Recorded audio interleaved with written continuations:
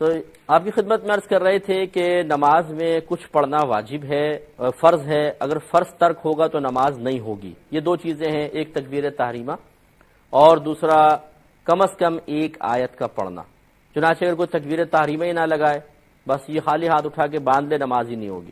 اسی طرح اگر اس نے قرات کی ہی نہیں بالکل کسی بھی رکعت میں، یعنی ایک رکعت میں بھی اگر پوری قرات نہیں کی، چھوڑ دی ہے، تو پھر وہ فرض ترک ہو گیا، نماز ہی نہیں ہوگی۔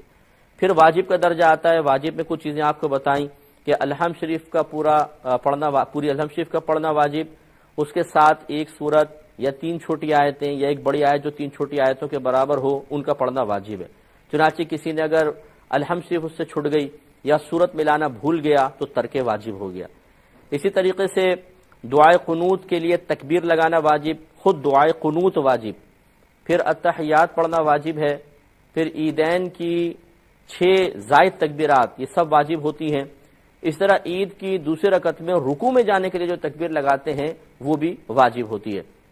اس کے علاوہ سلام میں جب سلام پھیرتے ہیں تو لفظ السلام کہنا واجب ہے، یہ واجب یاد رکھیں۔ باقی اس کے علاوہ تمام چیزیں سنت ہیں۔ مثال کے طور پہ ترتیب سے لے لیتے ہیں۔ سب سے پہلے تکبیر، یہ فرض، اس کے بعد پھر ثنا، یہ آپ نے دیکھا کہ یہ واجب میں سے نہیں تھی تو یہ سنت، اس کے بعد امام جسے پڑھا رہے ہیں تو ان کے لیے اور اکیلے پڑھ رہے ہیں تب بھی تعوذ، اعوذ باللہ من الشیطان الرجیم، بسم اللہ الرحمن الرحیم، یہ سنت ہے۔ پھر الحمد شریف واجب، الحمد کے بعد آمین کہنا سنت، پھر سورت سے پہلے بسم اللہ الرحمن الرحیم پڑھنا سنت، پھر سورت واجب، پھر رکوع کی تکبیر، اگر عید کی دوسری رکعت نہیں ہے، عام نماز ہے تو دوسری تکبیر عید کی رکوع کی تکبیر سنت، پھر رکوع کے اندر تسبیحات یہ سنت، پھر سمع اللہ لمن حمدہ کہنا یہ سنت، ربنا ولک الحمد سنت، سجدے میں جانے کے لیے تکبیر لگانا سنت، سجدے کی تکبیرات سنت، پھر ایک سجدے سے اٹھنے کے لیے اللہ اکبر سنت، سجدے میں جانے کے لیے تکبیر لگانا سنت، اگلی رکعت میں اٹھنے کے لیے اللہ اکبر کہنا سنت۔ پھر جب ہم بیٹھتے ہیں قاعدہ اخیرہ میں تو تشہد واجب، یہ آپ نے پڑھ لیا۔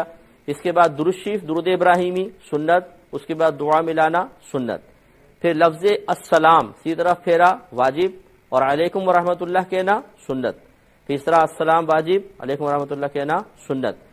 تو اب اصول یاد رکھیے گا کہ فرض ترک ہوگا، نماز نہیں ہوگی۔ یہ جو جتنے واجبات ذکر کیے ہیں پڑھنے کے اعتبار سے، ان میں سے کچھ ترک ہوتے ہیں تو سجدہ سہو کرنا پڑتا ہے، کچھ ترک ہو جائیں تو سجدہ سہو نہیں ہے بلکہ نماز ہی لوٹانی پڑے گی۔ اور جس کا جو سنت ہے، اگر سنت چھٹ بھی جاتی ہے تو اس سے کوئی فرق نہیں پڑتا ہے، مطلب نماز ہو جاتی ہے، فرق اتنا ضرور پڑے گا کہ ثواب میں کمی ہو جائے گی۔ تو بہرحال اس کا تھوڑا سا لحاظ رکھا جائے۔ باقی پوری تفصیل انشاءاللہ مزید اعمال کون کون سے واجب ہیں وہ بعد میں عرض کریں گے، پھر سجدہ سہو کے بارے میں اس کا طریقہ بھی آپ کو بتا دوں گا۔ پچھلے 2 سوال